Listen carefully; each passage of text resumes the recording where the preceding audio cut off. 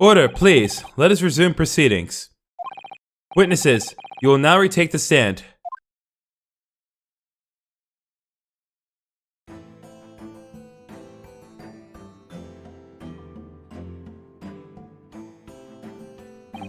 I presume you heard the defense counsel's summation examination?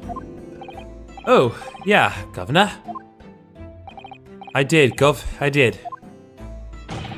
Mr. and Mrs. Skulkin. Mrs. Oops. Cole, blimey! This is going to be hard work. Early in this trial, you gave the following testimony about your actions after you entered Windibanks. Well, it was Beldam Sunez, wasn't it? It was, Nash, it was. Didn't even have time to pull me dukes and me Lucy Lockets. However, that was a lie. You brothers. Cole, blimey! On the night in question, you rifled through the items on the victim's counter. We never done enough of the sort. How'd you figure that out? Oops. You will now give formal testimony once again. You will tell the court precisely what happened on the night in question, and this time you will tell the truth. Each lie that passes your lips serves to increase the severity of your punishment. And that, gentlemen, may deal a crushing blow to your chances of ever seeing the light of day again. A thought worth pondering, perhaps. Say no more, Gov, we hear ya. We'll blab, we'll squeak, we'll peach.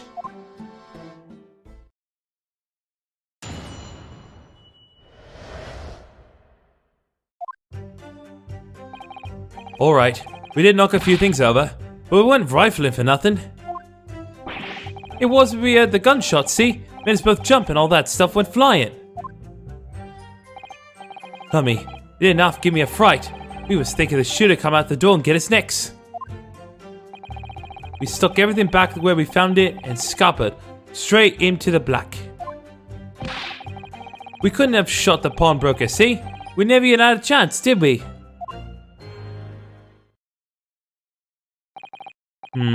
So you admit the defense's accusation. You did indeed ransack Mr. Windibank's countertop on the night in question. Not ransack, Governor, no. That's right, Nash. That's right. It's more like we tidied up, yeah. Sorry. By their own admission, these brothers entered the pawnbrokery under dubious circumstances. However, they panicked and fled on hearing the gunshot, having first made good their mess. The way you say it, we hardly sound like roughs at all. We don't, Nash, we don't. Can't make us sound a bit more cutthroat? It can't just be coincidence that these men showed up at Windibanks that night. There's more to their testimony than meets the eye. I'm sure of it. Has to be some reason for that detective to be there, aside from the obvious. Hold it! If that's the case, then why didn't you testify to that effect in the first place? Well, you know, we ain't exactly squeaky clean, are we? Wait, Nash, we ain't. If we admitted something like that, people would think we was up to no good. Well said, Ringo, me old China. We'd only land ourselves in even more trouble. And in fact, now, as a result of lying in your previous testimony, that's exactly what you've done. Land yourselves in even more trouble. Ah, well, that's rotten luck. Says the rotten apple eater. Witnesses, explain your actions to the court. Why'd you ransack the victim's counter? We never ransacked nothing. Right, Nash, right. More like we tied the place up.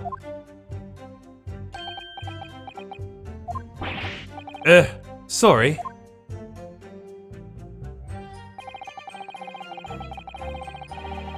Hold it!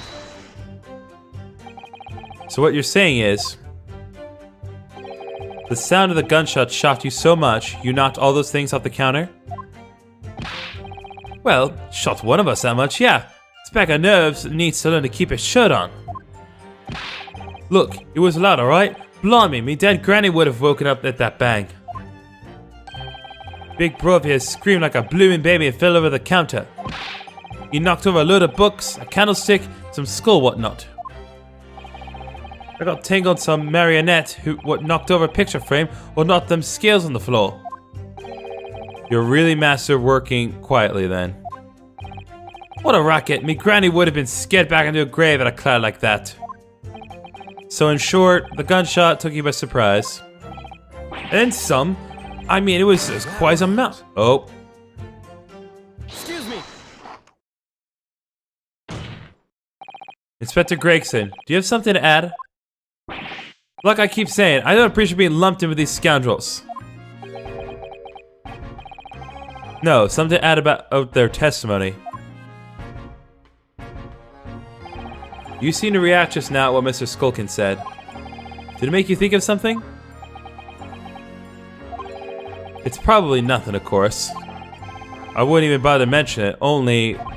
Well, the fact is, cases don't get solved if you ignore the little details. How about you just tell us what's on your mind? As you know, we brought these fellas into the yard for questioning that night. And the statement they gave then told a slightly different story to what they're saying now.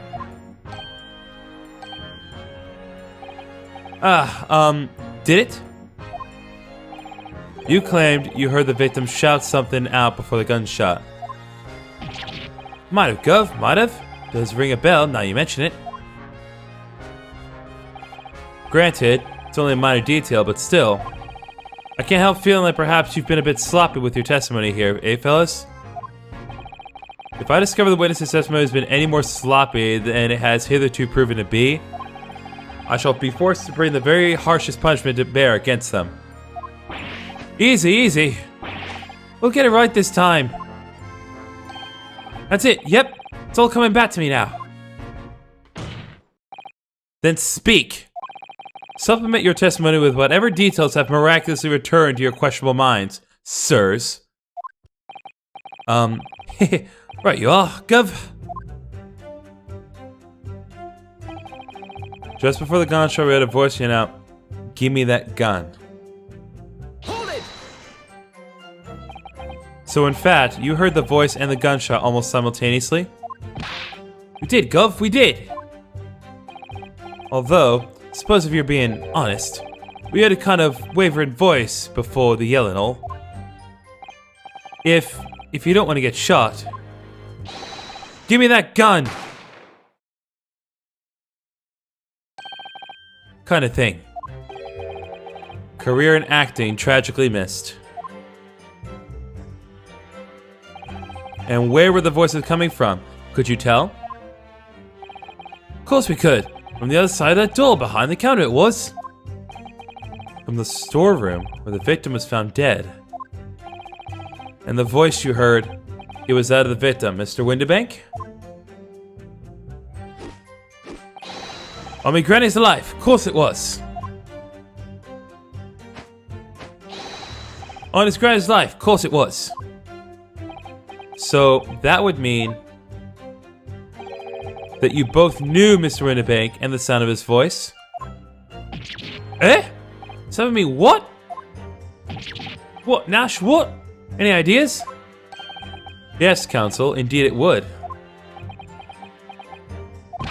No, we didn't know the geezer. How am I supposed to deny it when that bloke in old fancy gobbler's giving us evil eye? His eyes are closed. Ah, there we go. If you value your lives, you will ensure your testimony is accurate and true. He is not having any of their today. Oh, on my granny's life it is. On his granny's life, it must be. It's a good job his granny's dead. To summarize then, immediately after hearing the voice of the victim, you then hear the gunshot. Causing you to stumble and upset the items on the counter, scattering them over the shop floor. You make it sound like we're clumsy. Don't forget we tie it up after like good little boys. Anyway, the way I see it.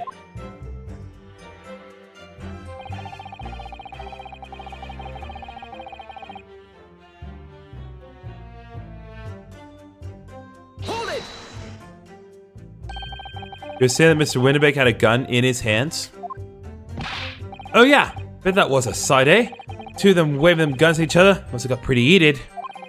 I mean, just before he shouted out, we heard the geezer say, if you don't want to get shot.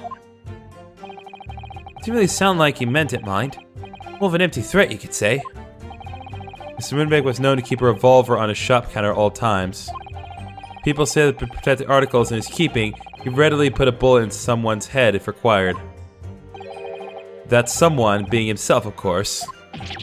Good grief! Extraordinary devotion indeed, but alarmingly misguided. Well, certainly sounded like he was ready to pull the trigger the other night. Only persons was he got to shoot beat him to it. Cut his goose proper. Bet he wished he squeezed the trigger instead of wasting time shouting, "Give me that gun." It was directly afterwards you heard the gunshot? It was more or less the same time, Gov. Give me that gun! Kind of thing. Yes, a career in acting, very tragically missed. Then we heard the sound of someone hitting the deck. Before everything went dead quiet. After that, we had done slapdash job tidying the place up.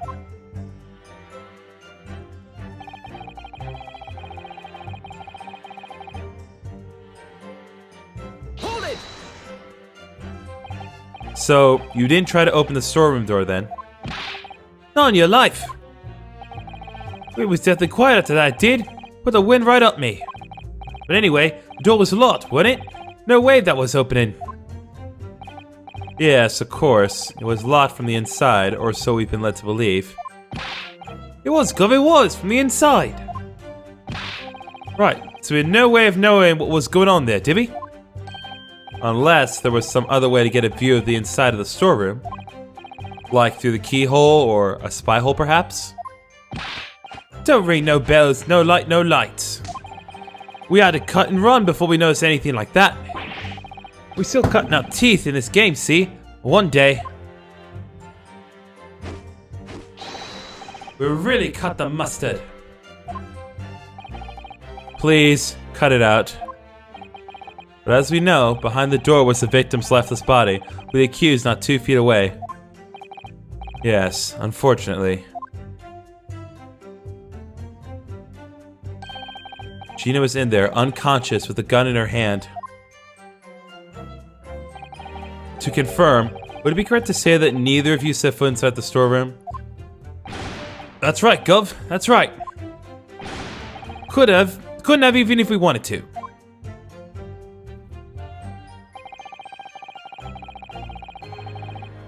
Hold it! Yes, whereupon you fired a shot from your own gun at Mr. Herlock Sholmes. Oh, yeah, it was a bit hasty there. It was, Nash, it was. Truth be told, I was already shaking like a leaf when your lot turned up. If you're shaking like a leaf, don't put a loaded gun in your hand. Good advice, miss. Good advice. Truth be told, my mind went totally blank. Before your mind goes totally blank, make sure you don't have a loaded gun in your hand. Mental note made, miss. After that, we legged it down the street, but apparently we looked dodgy to some coppers or somewhat. They clapped the derbies on us like winking. And after you've been handcuffed, the police found this revolver in your possession, correct? Well, yeah. Well, listen, that proves it, don't it, eh?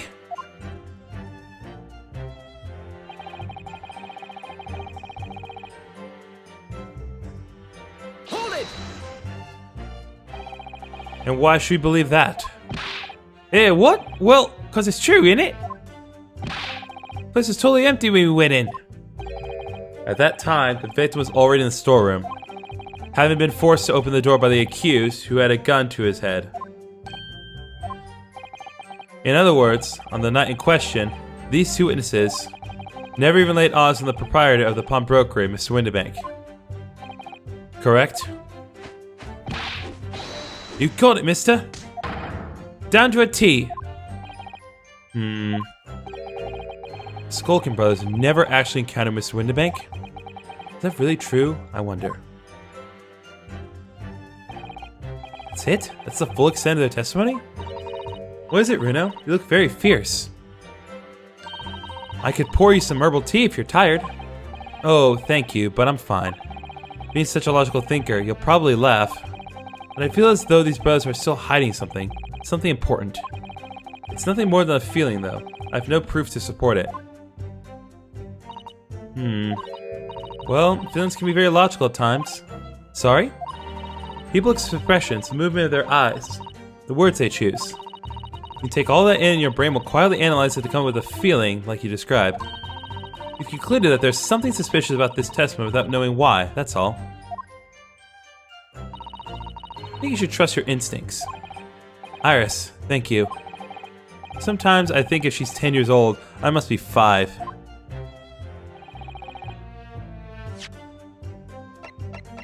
Yeah, I should just trust my instincts. I should have thought about that first. Objection! So you're saying that on the night in question, the victim, Mr. Windibank, was wielding a gun. Is that correct? That's it, Gov. You got the picture. Yes, now she has. No question. And yet, photographic evidence obtained immediately after the incident clearly shows that Mr. Windibank was not holding a firearm of any description. You what? Gordon Bennett, that ain't right. Objection! There can be no question that the victim's revolver was used in the incident.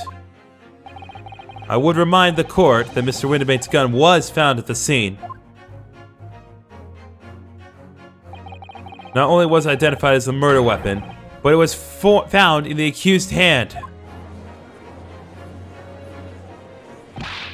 Yeah, that mole tool used the victim's own gun to finish him off.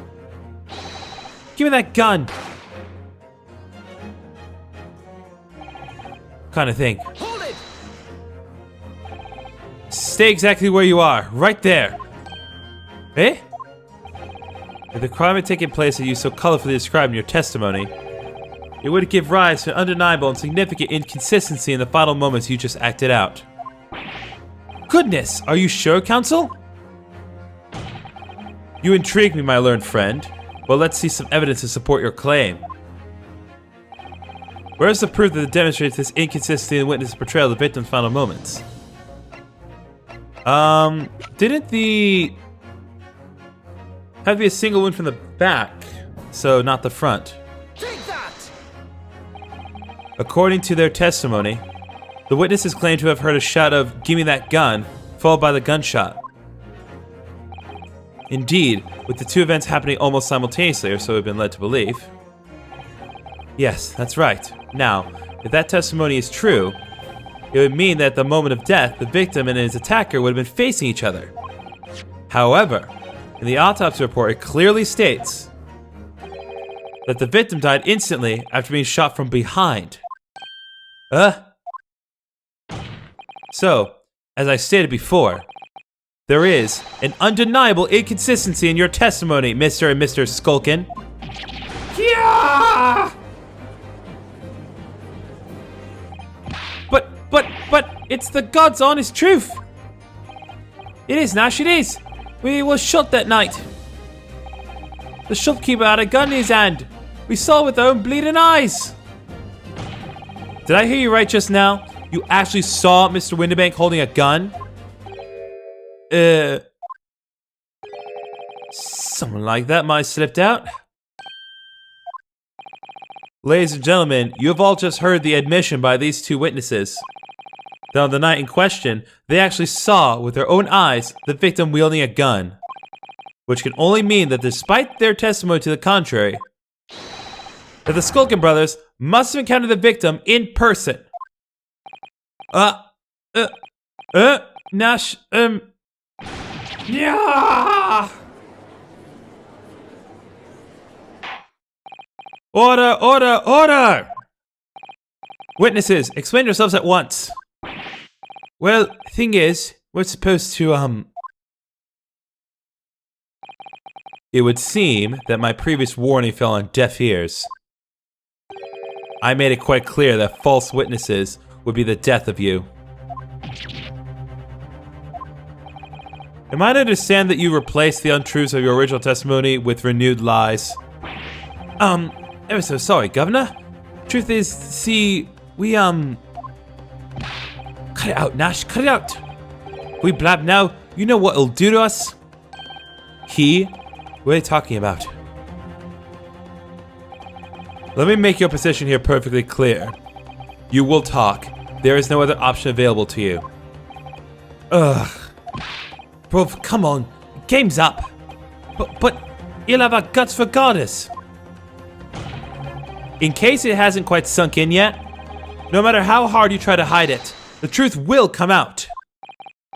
On the night in question, it is now apparent that you brothers met face to face with the victim. I demand that you testify again to explain the precise circumstances under which this meeting took place. Well... Do we have to? On pain of death. I suggest you make yourselves fully aware that this is your very last chance to tell the truth. He is actually going to murder them if they do not tell the truth. I think they really need to realize that, because everyone that he deals with typically dies. Alright, so we just got to the gap and heaved a sigh of relief when the geezer showed his mug. Give me that gun, he bellowed, and then he flew at us like he was possessed. That's all we had it. But no geezer, the bloke was strong as an ox. He chucked me over the counter. I pulled my gun on him, and then he legged it through that door in the back room. We never had nothing to do with killing him. That's all what happened, I swear. So you're now telling us that moments before the victim was killed in the storeroom, you in fact encountered him in the main part of the shop? Well, yeah. Sorry. Well. We find ourselves in an interesting conjuncture. This changes matters considerably. But honest, Governor, this time, Nash, this time, we ain't got nothing more to hide. Very well. Counsel for the defense, you may proceed with your cross-examination. Yes, my lord. This is it. The moment I've been waiting for.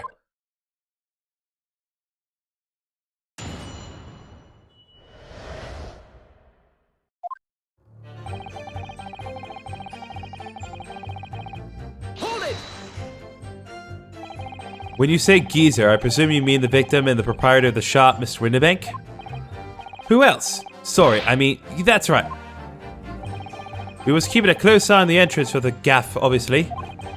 But we never thought no one was going to come out of the back room like that. The back room being pawnbroker's storeroom? Yeah, that must be where he popped up from. Only place he could have been. So it would seem the victim was already in the storeroom when these brothers entered the premises. Which means Jeannie must have been in there at that point as well. But that doesn't make sense, does it? If Gina had threatened Mr. Winterbank into the storeroom with her at gunpoint, then why would he have emerged from the same room all alone when the brothers arrived? Oh, I don't know. Did you see the accused at that time? What, that mole trotter? Couldn't tell ya. No way, Cobber. We had bigger fish to fry then. I mean, your geezer just lost it.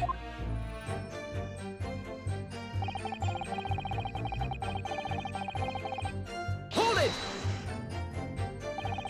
You mentioned that Mr. Winterbank shouted those words in your previous testimony too. However, you claimed that you heard him yelling them on the other side of the storeroom door. Oh, did we? But the truth is, he was shouting those words at you, wasn't he? Well, yeah. Was the victim, Mr. Winterbank, wielding a gun at that time? Was he ever? Blimey, lummy, a great ugly barrel he had pointed straight at me frontispiece. I hate English. So what you're saying is, You definitely saw Mr. Winnebank with a gun at that time, is that right? It is, Gov, it is. Spot on. And all of a sudden, he came at us, he did. It was bedlam. I didn't know who was going for who. You were clearly all going for each other. Like Nash said, we thought we had it. I mean...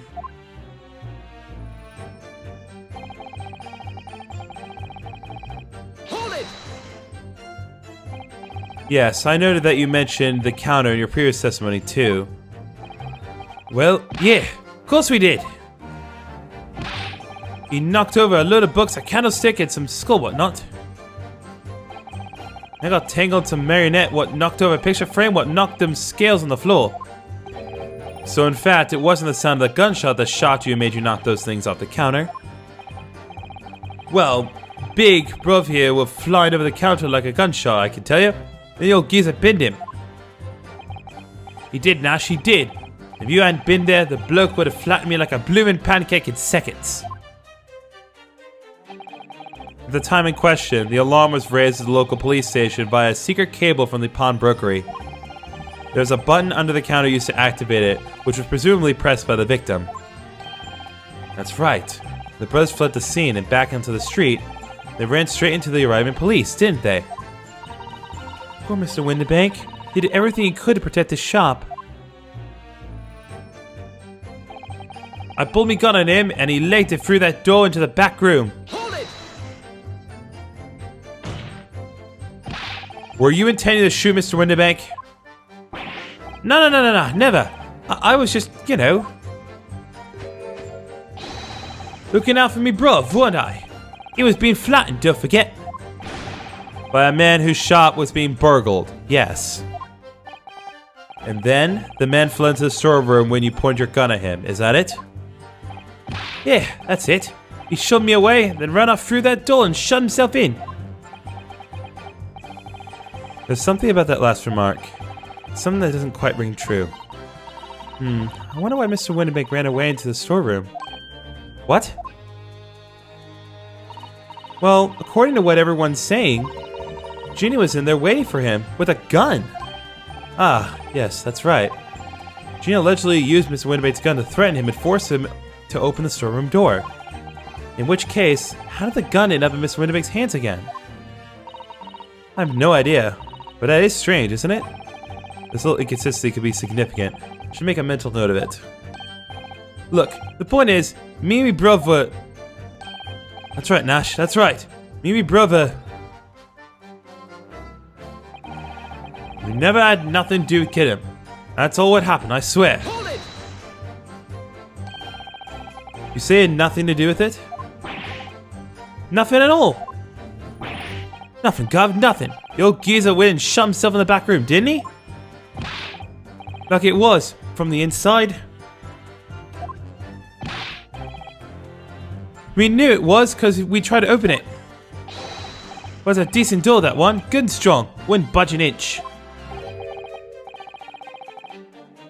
So in the end, the situation remains unchanged. Inside the storeroom with the pawnbroker, there was only one other person.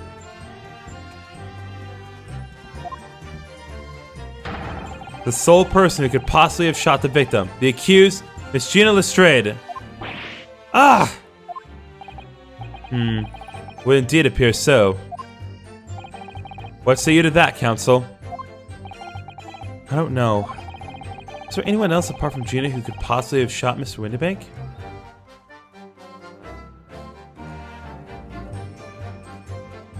There could have been. Mr. Skulkin. Eh? What? What's that look for? From the moment you admitted you'd encountered the victim face to face that night. The course of this trial changed completely. It did? What is your point, my learned friend? The question we must answer is, who could have shot Mr. Winnebank? And as is the belief of the defense, the defendant is not the only possible answer at all.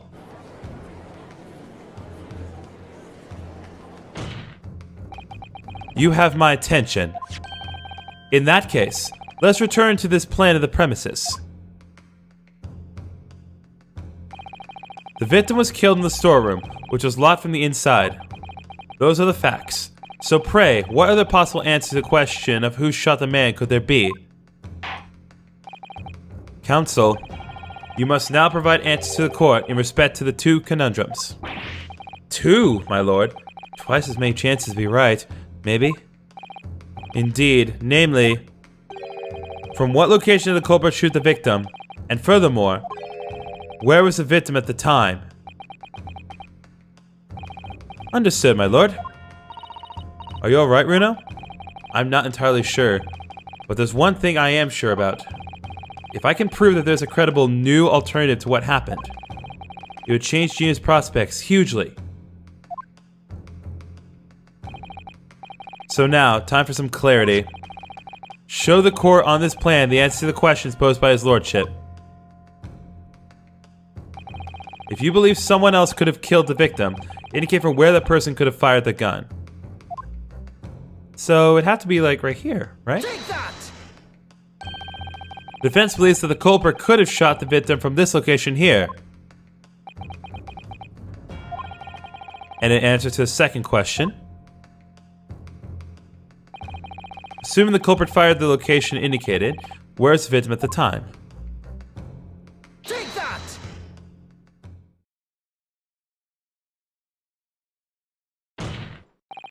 The culprit shot the victim from outside the storeroom. Continue. Mr. Winnebank died instantly from a bullet wound in his back. Looking at the stain of the blood on the storeroom floor, it doesn't appear the body was moved after death, which tells us that he was almost certainly shot while he was in the storeroom. However, the crucial point is, where was the shooter when the fatal bullet was fired? So you are adamant that the shot was fired from outside the storeroom? Well, according to the Skulkin brothers' earlier testimony, Pull me gun on him. They later through that door in the back room. if Mr. Winnebank ran away through the door, we have to assume that the door was open at the time. Ah! It was at precisely that moment, when the victim was fleeing for his life, that these brothers had the perfect opportunity to shoot the man in the back once he was inside the storeroom.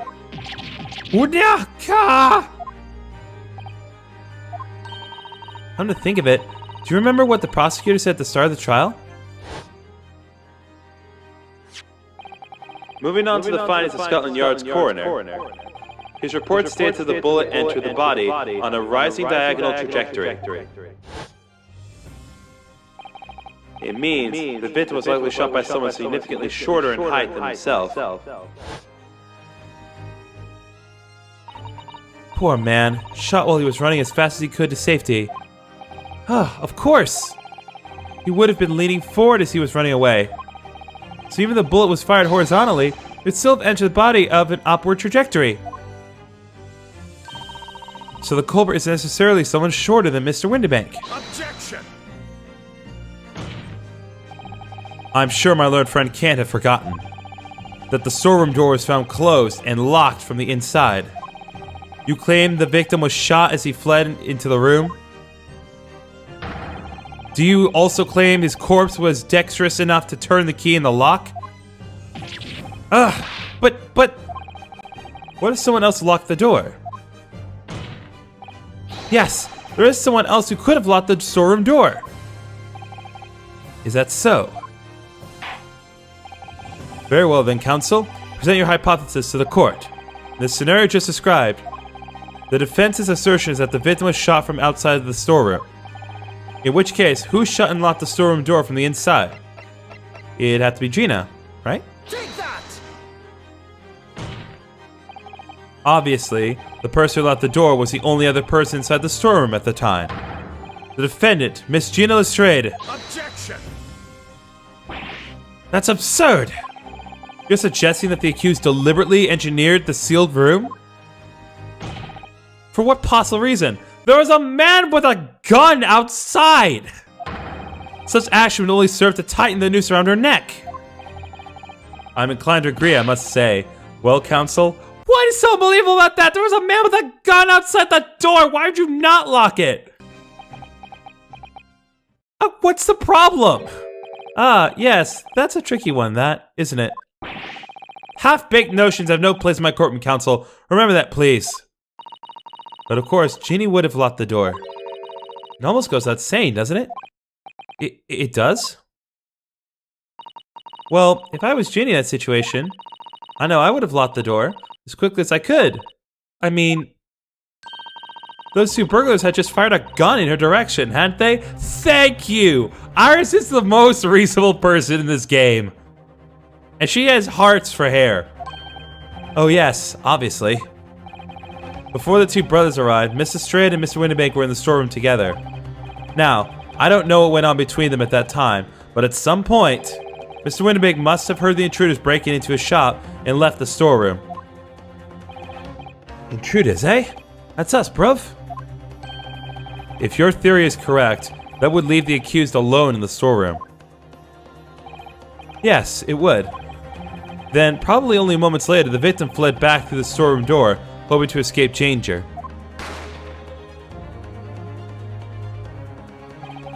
Hit in the back by the bullet, Mr. Windibank fell to the floor where he was, just inside the storeroom. And what we have to ask ourselves now is, what would the defendant have done in that moment? I see where you're going with this. Outside the storeroom was a terrifying killer who had just murdered Mr. Windibank. As soon as that thought struck Miss Lestrade, she slammed the door shut and locked it. In order to save her own life. Hold it! But I mean, we ain't the ones who done it. We ain't, Cov, we ain't. You gotta believe us. I mean, come on, we never shoot no one. Objection! That's blatantly untrue. I know for a fact that you would. Because before my own eyes, you shot Mr. Herlock Sholmes. There's only one logical conclusion here. Mr. and Mr. Skulkin, you brothers had every opportunity to have been the true perpetrators of Mr. Windibank's murder.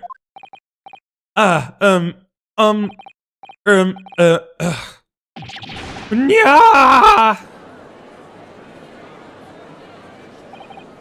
Where does this leave us? You mean to say it wasn't the pickpocket who shot the pawnbroker after all? I should have known it was those three brothers. They look as shady as a dense forest. That was amazing, Runo. All the members of the jury seem to be firmly on your side now. I know, first time ever, and probably the last. Well, I think you've done it. Surely they'll have to give a verdict if not. An admirable effort, my learned friend. What's this now? He's laughing? You find the situation amusing, Lord Van Zieks? I myself find the defense's argument almost persuasive.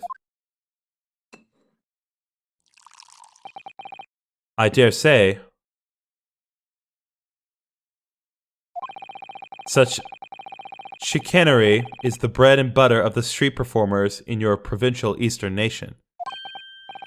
But such blatantly malicious conjuring tricks amount to nothing more than inexcusable pettifoggery here. What? The hypothesis you put forward is so ostensibly credibly cannot and will not stand. Because you see, it contains a fatal flaw. A fatal flaw? Do you mean to tell me that you're unaware of your logic's failing? I say, Lord Van Zieks, might be an idea to explain this bally conjuring trick or whatever it is to the troops on the ground, The fatal flaw in my learned friend's argument is really very simple to understand. Assuming you're not too dim-witted to count bullets. By George, count bullets? Oh dear. You noticed then. Huh? What's everyone talking about? Counsel. Yes, sir. Tell the court how many bullets were found at the scene of the crime. Two. 2 bullets. Correct. The first, that which hit the victim in the back, ending his life. and the second, that which struck the detective, Mr. Herlock Sholmes, on his arrival at the scene. Indeed. The defense presented a picture showing the damage caused by the second bullet earlier in the proceedings. The bullet which injured Mr. Sholmes appears to have passed through his body to strike the calendar. Your lordship's understanding is correct. Furthermore, we know there are 2 firearms involved in the incident. The revolver belonging to the victim, Mr. Windibank, and the Skulkin brothers' revolver.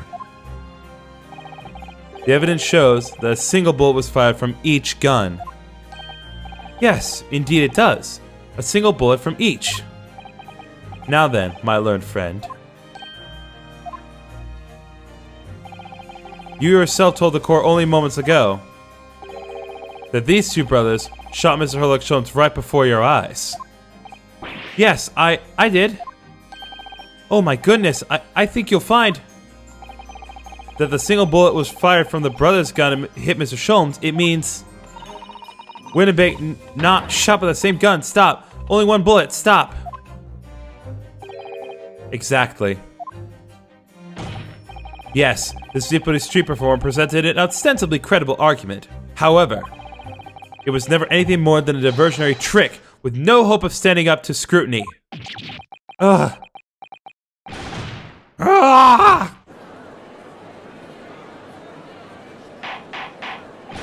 Order, order, order! Pray forgive the discourtesy of flinging the dregs of this hollow nectar into the public gallery. Lord Van Zeeks? But this court needs to open its eyes. The accused, Miss Gina Lestrade, is no ordinary little girl. Despite her young years, she can regrettably no longer be described as a juvenile. No, the person in the dock is far from a law-abiding citizen. She has a past riddled with criminal conduct. The truth is, the accused broke into the pawnbrokery on the night in question with loathsome intent.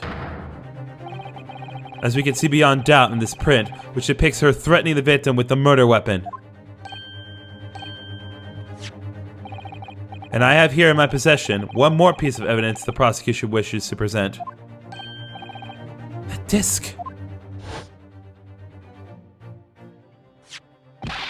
I'll be taking that whatever it is and Miss McGillicud's down to the yard, thank you very much. No, don't give it to him. It's mine, that is. Mine. I'm sorry, miss. But anything belonging to McGillicud has to be taken as evidence now. Yes, that music box disc. McGillicud's music box disc. The very day before the hateful murder of Mr. Windibank, the accused attempted to make off with this article, which clearly doesn't belong to her. And with none of the subtlety of a pickpocket, I might add, but by brute force and brazen impudence. Good gracious! Make no mistake. Any sympathy for the accused on account of her years is misguided and dangerous. There are no depths to which this girl would not stoop to be pushed. No crime she would not commit, if pushed. Court forgets that fact at its peril. I can't read. I see.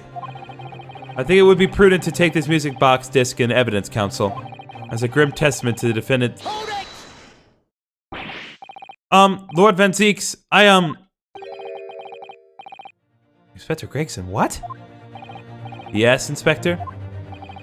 We had a meeting yesterday at the yard with the prosecution service, and, I think it was agreed that that disc wouldn't be used as evidence. What's this all about? Why is the inspector acting strangely?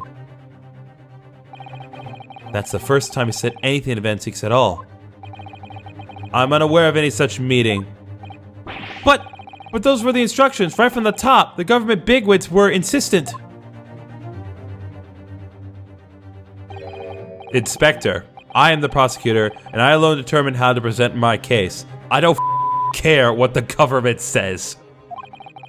Your warning is noted. Thank you. The prosecution wishes to proceed with the submitting this disc as evidence, my lord. Indeed. Bailiff! Music bot disc has been entered into the court record. Prosecution has established the accused's motive, opportunity, and baseness of character. There is nothing more to add.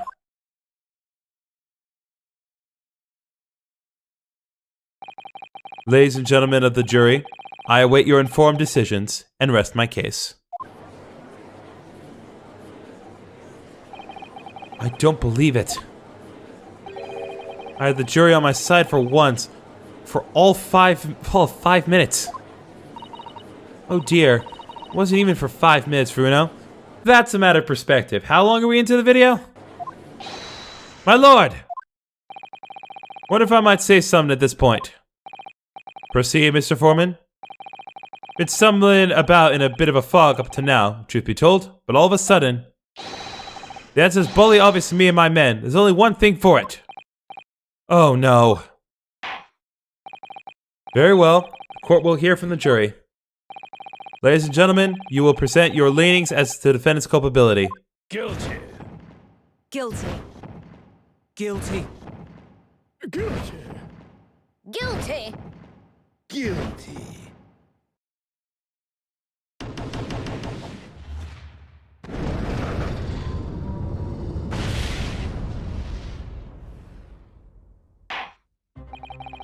We have a consensus among the jury, it seems.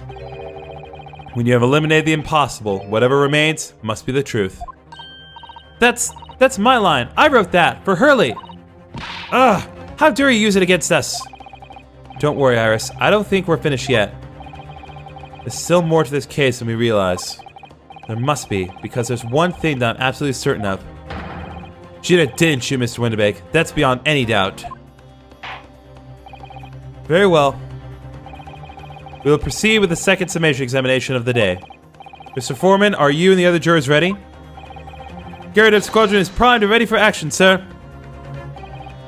Very good. So, ladies and gentlemen of the jury, you will each explain on what grounds you have now determined the defendant to be guilty.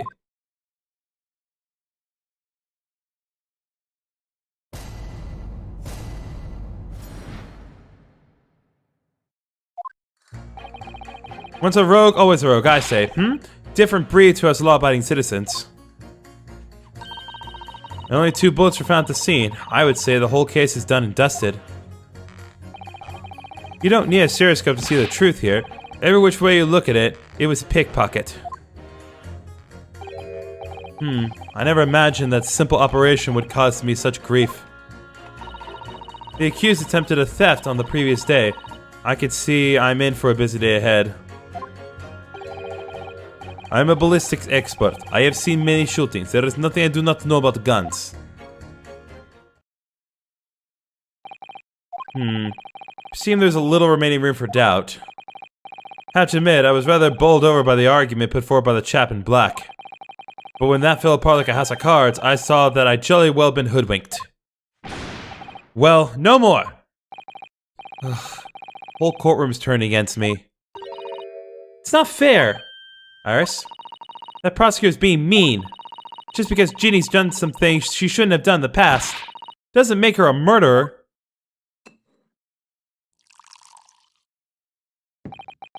Allow me to savor this fruity vintage while I savor the spectacles of your fruitless debate on the matter. Here's to the truth coming out, eventually. That is just, that is this game in a nutshell. Here's to the truth coming out eventually. That's a thumbnail right there.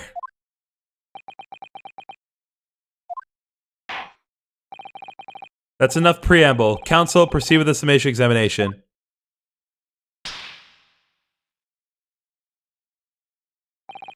Yes, my lord.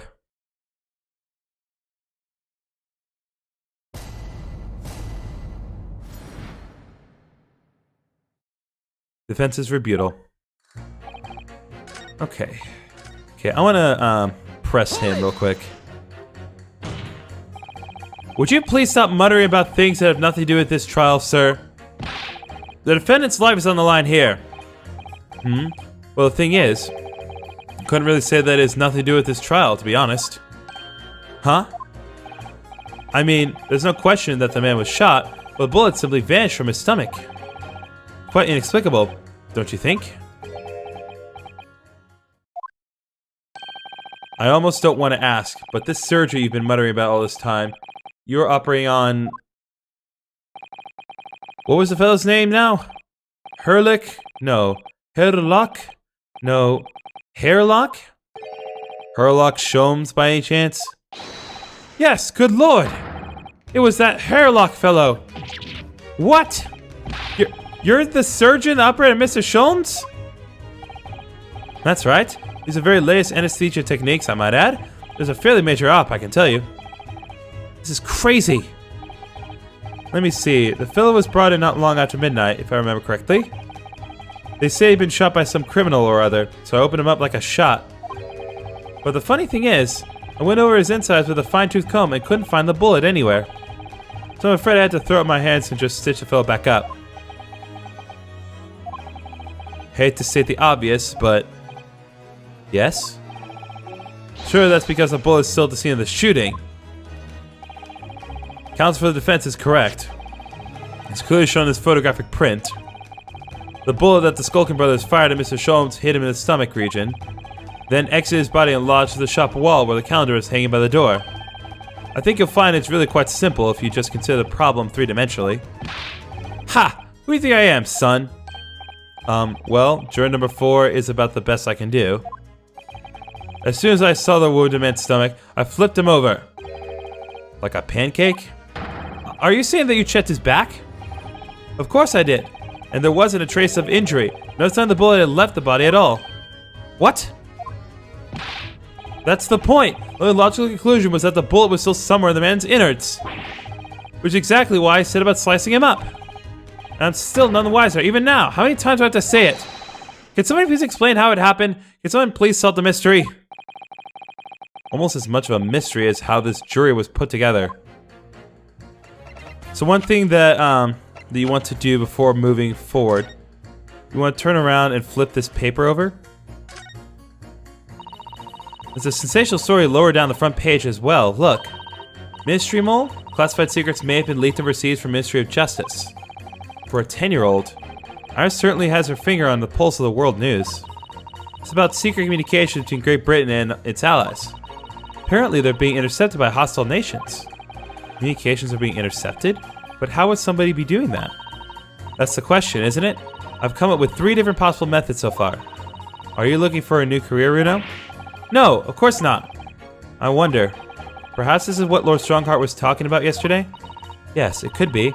And it could explain why he has Gregsy running from pillar to post at the moment. Okay, so that's been updated. We'll see where exactly that comes into play. So you want to pit juror number 4 against juror number 6. Objection. Those 2 statements clearly contradict the idea that all I do is pit jurors against each other. Oh, a ballistics expert. Pitting. P-I-T-T. On the night in question, Mr. Sholmes was shot by one of the Skulkin brothers. But since there was no sign of an exit wound on his back, we must assume the bullet didn't pass through him. However, no bullet was found lodged in Mr. Sholmes' body either. Furthermore, a bullet was found lodged in the wall of the shop where Mr. Sholmes was shot. Juror number 6. Hello, my name is Villain, but pleased to meet you. This apparent contradiction in the facts that is so clearly troubling juror number 4. Are you able to explain the mystery? I have seen a very similar situation in Motherland. It was night. There was blizzard. I was running away along mountain road in freezing cold. Golly.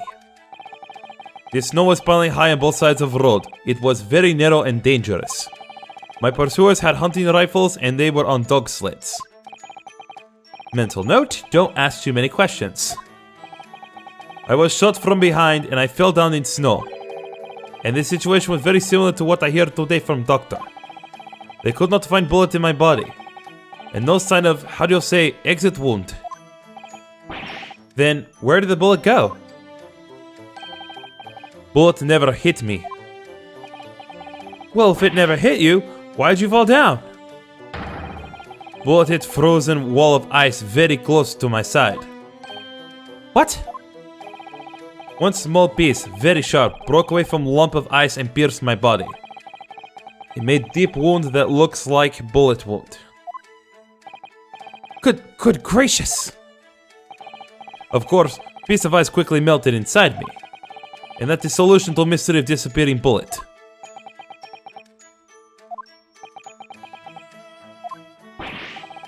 But that doesn't answer the question at all. The shooting happened at a pawnbroker's shop. Not some snowy mountain road in another country. Just an idea, but we might not be looking at exactly the same scenario here. Bruno, where exactly was Hurley shot again? Well, according to the report, in his stomach. Sort of around this area, I think. Well, that's precisely where he always wears a little pouch on his belt. A pouch? Actually, I might have noticed something like that. Yes, a pouch. It's where he keeps 3 glass vials of very dangerous chemicals that he uses in his investigations. What? Really? Doctor, where's the pouch Mr. Sholmes was wearing? Well, the fellow had nothing like that on his person when he arrived at the hospital as far as I can remember. If I may. Lord Van Zeeks? While I realize it's forbidden for the prosecution to interject during a summation examination, I should inform the defense that I have the pouch in question in the antechamber outside the courtroom. Sorry? As I understand it, when the police arrived on the scene and found Mr. Sholmes injured, they removed the pouch in order to assess the wound. Ah! Thank goodness! I thought I was getting forgetful for a moment. Since then, it has been my safekeeping along with all the evidence relating to the case. I can personally vouch for the fact that it has not been touched since the incident occurred. Very well. While extremely unconventional during a summation examination, I must demand the prosecution presents the item in question with all speed. Bring forth Mr. Herlock Sholmes' pouch! I see. So this is the pouch worn by Mr. Sholmes on the night in question, is it? Look at that! One of the files is broken, and the leather around it is scorched black. It's almost as if the file exploded. Exploded? So, that night, the bullet from the Skulkin brothers' gun struck Mr. Sholmes' pouch. It was the glass file exploding that caused the fellow's injury.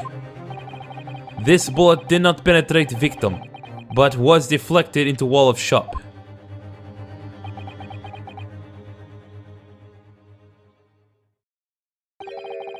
A delightfully complex aroma. Well, it would appear one mystery has been solved at least. Though it has no bearing on the truth of the case. The bungling and burgling brothers shot the detective, and the accused shot the pawnbroker. The pertinent facts of the case remain unaltered. Ugh. But at least the mystery is solved. I can sleep easy tonight. Thank you, young man. Duh. Thank you very much. Glad I could help. Due to its bearing the conundrum just solved, the court will sequester this scuffy pouch as evidence. Hurley's pouch isn't scruffy. Pouch Mr. Sholmes was wearing around his waist at the time of shooting. One of the glass files is smashed, and there are scorch marks around it. Now, summation examination. It would appear the defense is somewhat struggling to alter opinion, Please, my lord, a little more time. After all, that's a new piece of evidence. It could be a valuable clue. You can't afford to overlook anything here, Ryunosuke. There's still a way to turn us around, somehow, I'm sure of it. So now that we have that, let's take a look at the actual pouch itself.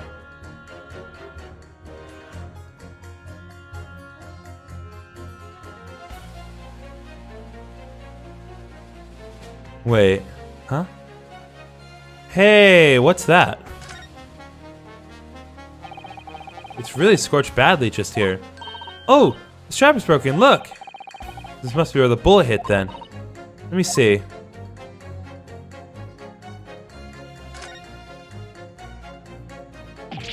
What the? Iris, look! Behind where the broken file was, do you see it? Ah, that's Skulkin Brothers' bullet! A stroke of luck that hit the pouch. This is an amazing discovery.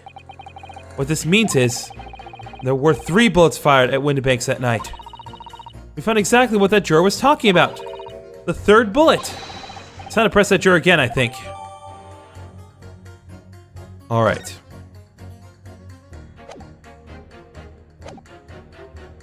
Alright, so now we need to press juror number 2. Hold it! It's the number of bullets that has you convinced. Only 2 bullets were fired, and the 2 guns that fired them have been examined by the police. When the parlor maid asks me how many are invited for dinner, I always tell her to count the table settings. Well, that's logical, I suppose. Although, yes? Sometimes after dining, crockery does go missing. 1 or 2 guests rather like the fine china. Does your employer dine with thieves? So I suppose. If there was another bullet somewhere of which we were unaware, I'd have to reconsider my position. A 3rd bullet somewhere on the scene? Could that be possible? I can prove it. Allow me to show you then the 3rd bullet.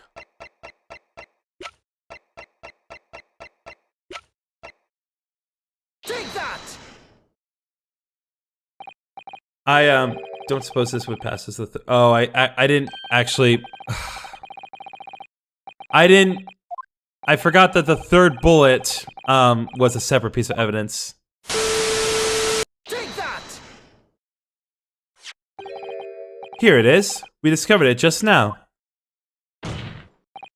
Yes! On the night in question, Mr. Windibank's pawnbrokery, another bullet was fired! Hold it! What is this new trickery, you Nepalese conjurer?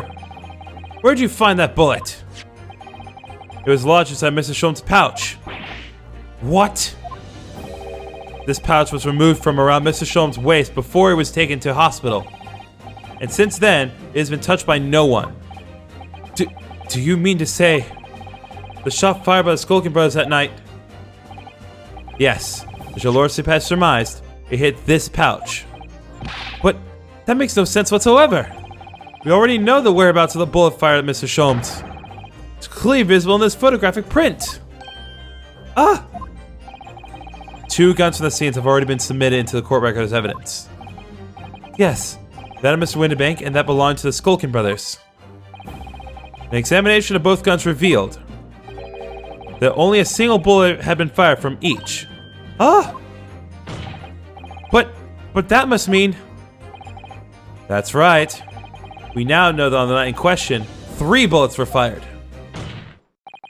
However, only 2 bullets were fired from the guns recovered from the crime scene. And until that incontrovertible inconsistency is somehow explained, we cannot and must not pass judgment. Ah! Ah! Finally, it's satisfying for him to kind of break down like that. Order, order, order! While this summation examination remains incomplete, the court has been presented with new facts. Facts that would appear to shake the very foundations upon which the case against the defendant has been built. As is my prerogative in this situation, I hereby temporarily suspend the summation examination. By Jupiter! What? Bailiff, bring the witnesses back to the stand at once.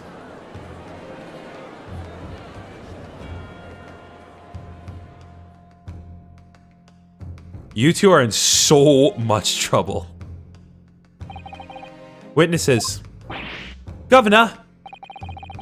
Were you listening to the proceedings while the defense carried out the summation examination? We was, Governor, we was. Perhaps we can dispense with a tedious preamble. Simply answer this one question. A 3rd bullet has been identified at the scene of the crime. What do you make of that? Make of it, Gov? I didn't make nothing out of nothing if I can't... It is one of yours. Glubby glub. Good blimey, not a chance. In that case, did you have an accomplice? What? What? Never! Skulkin brothers work alone. Just the two of us. That's our trademark. How soon we forget poor Sulky. Only 2 of the bullets from the crime scene originated from the firearms we have in evidence. The 3rd bullet was fired from another gun. Where is it? Lummy. That's an head scratcher. Counsel for the defense? Yes? I should like to hear your thoughts regarding these new developments. The 3rd bullet and the mysterious missing firearm from whence it came. Thinking back over all the testimony we've heard and all the evidence we've seen, I think I'm starting to form a picture of what really happened that night. My lord, I think it's clear what this 3rd bullet tells about the Skulkin brothers.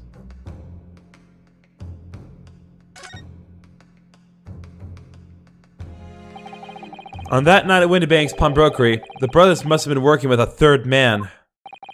The witnesses are clearly doing their best to cover up the existence of this accomplice. But the evidence all points to the fact that there was someone else present. Someone carrying a gun.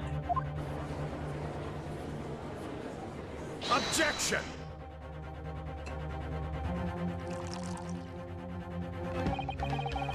An accomplice, you say? Pig swill. These protracted proceedings have already forced us to endure 2 summation examinations. Well, if you didn't try to prove my client guilty, I wouldn't have to do that. So that's your fault. Yet in all that time, there's been not a murmur of a 3rd man. If this apparently wraith-like being exists. The court must be shown hard evidence. Without it, this fantasy will be crushed. The prosecution demands answers on 2 counts. Firstly, proof, evidence, that this accomplice was ever at the scene of the crime. And secondly, the identity of this spurious character. The Skulkins are lying, I know that. But how can I ascertain the identity of the person they're hiding? Well, counsel, supposed to prove the existence of this accomplice and reveal the person's identity even. Your response to the prosecution demands, my lord. The defense is... Oh, I think I know how I can do it. The defense is ready. I believe I can provide all the answers the prosecution demands. So, my Nipponese friend, despite the swimming eyes, you seem to think you have something to say. This promises to be interesting. I have to push forward now. There's no other option. I need to use every single piece of evidence available to me if it will make a difference. In that case, counsel, I would ask you to present the evidence without delay. On the night in question, in the moments leading up to the death of the victim, what proof have you that there was a 3rd intruder present at the scene? Okay, I want to take a look at this real quick. Oh, Bruno, look! This is blood! Yes, you're right. There's a small smear, but definitely blood. Actually, I feel as though I might have noticed that before. Haha! It's my time to shine again. I thought I'd been waiting forever. Alright, hold still with that disc, Bruno. Can we get this done quickly, Eris? In a flash!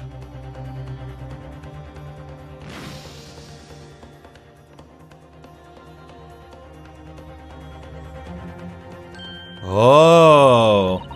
A lovely bright shade again. Wait, that color. What is it? It's just that green. It's not the first time we've seen that color, is it?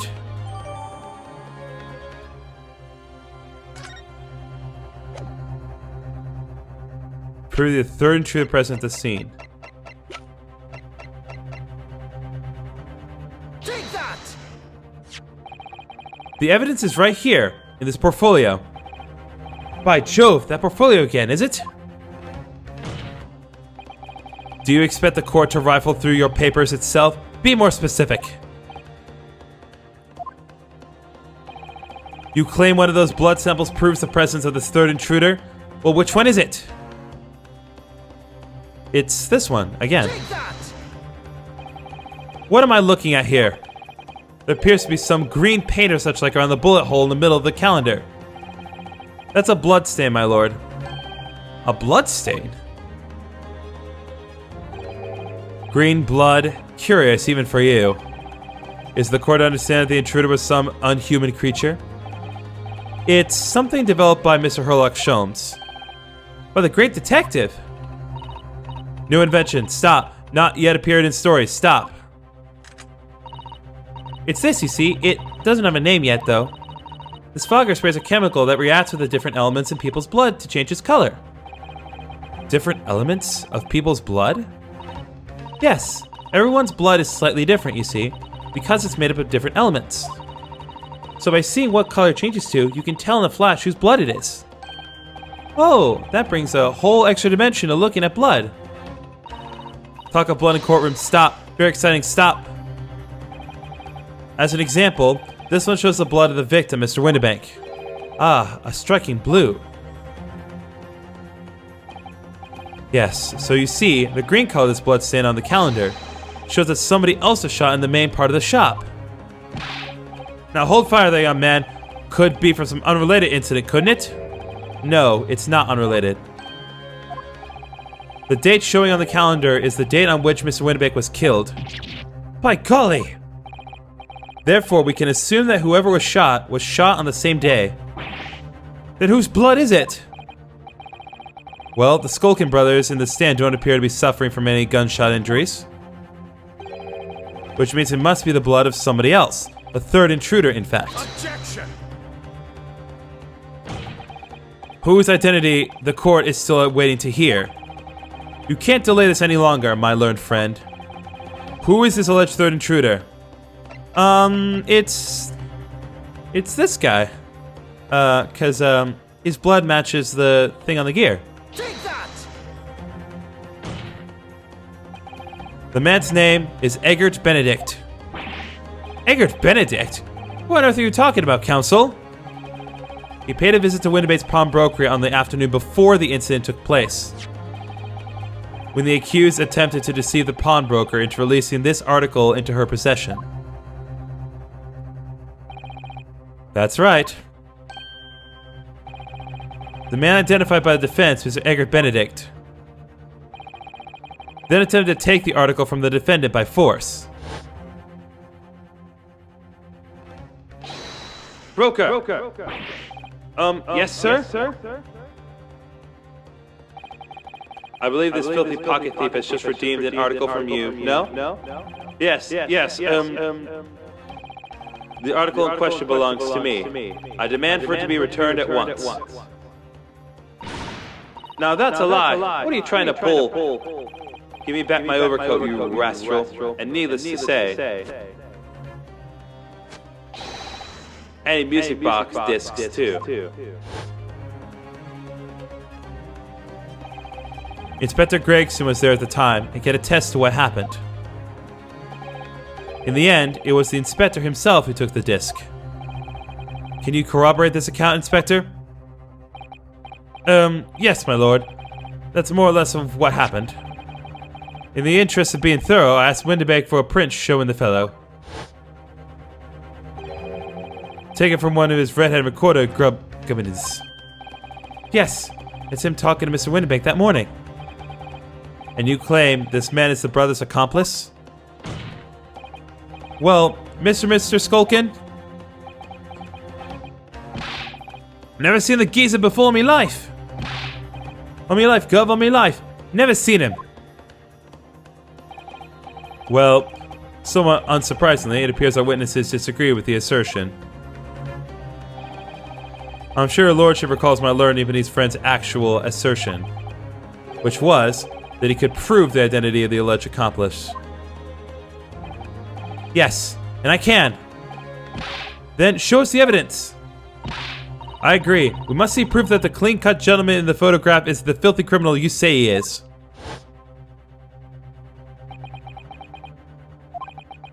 This is the last piece of evidence. I've had a feeling that something has been missing in this trial from the very start. But now, I'm going to drag you kicking and screaming to the courtroom. Are you ready to present your answer to the court then, counsel? Yes, my lord. The defense will present the evidence now. Prove that the man pictured in this photographic print was in fact the person struck by the third bullet. Take that! As I mentioned before, on the afternoon of the day in question, the defendant attempted, deceitfully, admittedly, to reclaim this disc from Windibanks. Which is when the aforementioned Egbert Benedict appeared on the scene, I believe. This man then attempted to purloin the article from the defendant's possession, no? That's correct, my lord. I myself was present at the time. It was following this that a minor incident occurred. But of course, sir. Here's the disc for you.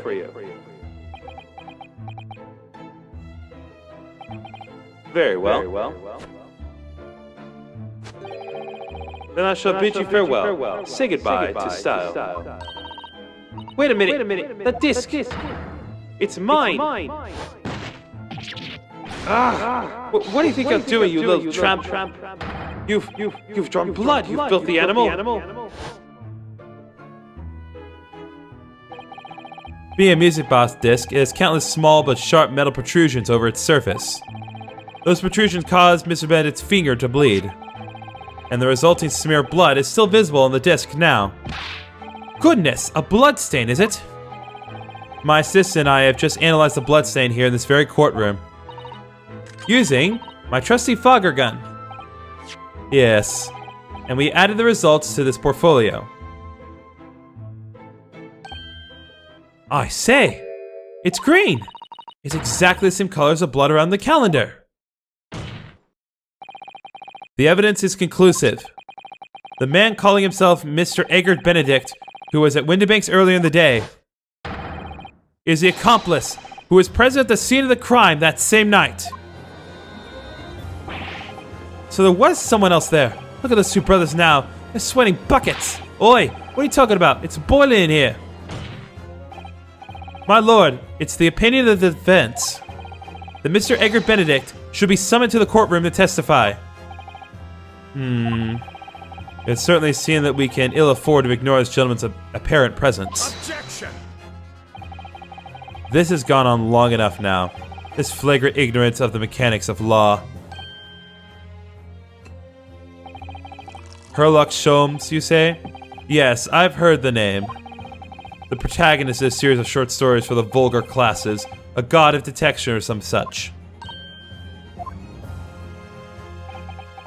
And now you employ chemical substances devised by this fantastical persona in the highest court in the land?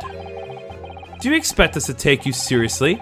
The samples made by this plaything are not fit to be called evidence.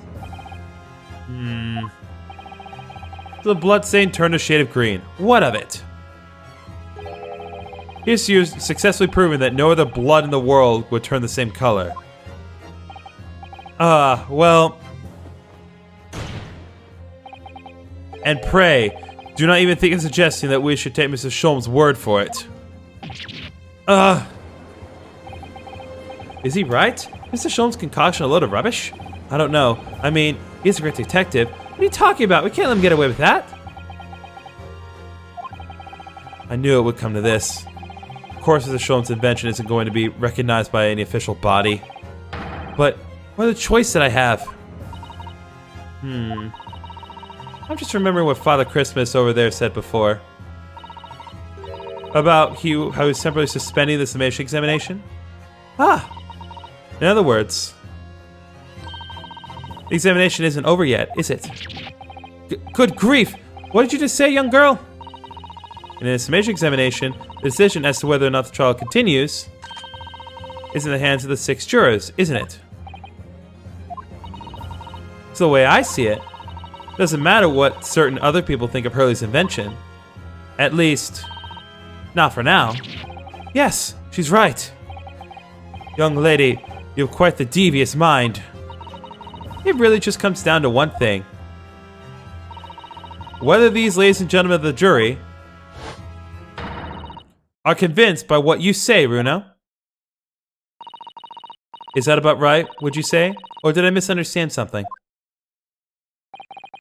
Unbelievable. Mr. Sholmes' partner is a force to be reckoned with. Iris Wilson, sharpshooter. Legend. After that shrewd precis of the situation from an entirely unexpected source. It must be acknowledged that the previous summation examination has yet to reach its conclusion. This is absurd.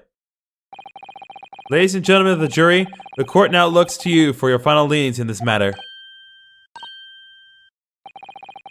As proud citizens of Her Majesty's Britain, I'm sure you will come to fair and just conclusions.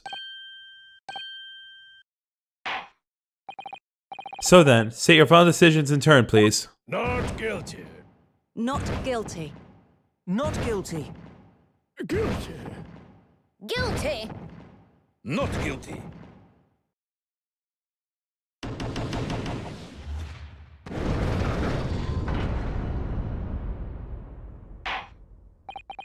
Two call guilty and four call not guilty. Such is the outcome of the summation examination. Objection.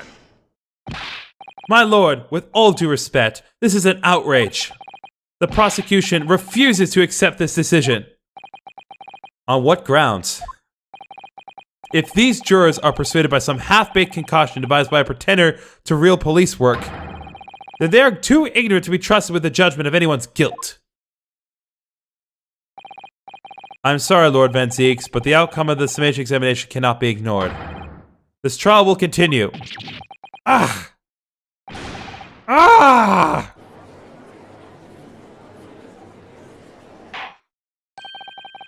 Nevertheless, we find ourselves in a rather awkward situation. The defense has very reasonably requested the subpoena of a new witness. But sadly, I fear that will be impossible. What? The name the gentleman gave for himself, Edgar Benedict, is quite clearly false. I don't believe it. Just when I managed to prove the man was there that night. Could I say something? Who is that, please? Who spoke? It was me, my lord. Juror number 5? What have you to say, madam? If possible, Inspector. Me, ma'am? Wonder if you might show the photographic print to me again, the one in which the gentleman is shown. Ah, right, yes, this one you mean? Of Mr. Benedict?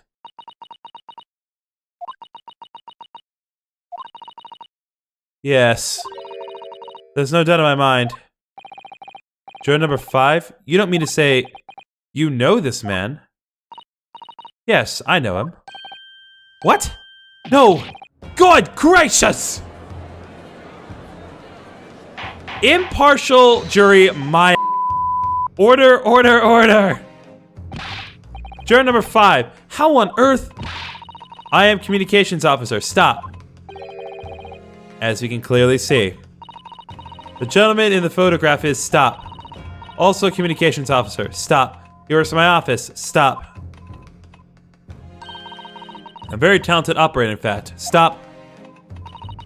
He should be in the communication station now, stop. Tapping away on the telegraph, stop. This doesn't seem right somehow. I can't put my finger on why, but it doesn't feel right. Suppose we all imagine the accomplice would be some sort of hardened criminal. It's a bit unexpected to find out he has a respectable job by day, whatever he gets up to at night. Yes, I suppose that's it. I suppose that's why I felt something was wrong. If the gentleman is at London's communication station, we should be able to subpoena him within the hour. Lord Van Zeeks, if you please. Yes, my lord. Make the necessary arrangements with all haste. As your lordship bids. The court will recess for 1 hour. When the new witness arrives, we shall reconvene to hear the gentleman's testimony. Inspector Gregson. Yes, my lord? I should like to hear from you specifically about the events at the pawnbrokery on the day in question. Come to my chambers during the recess. Yes, sir, my lord. Very well. Court is adjourned until 1:40 p.m.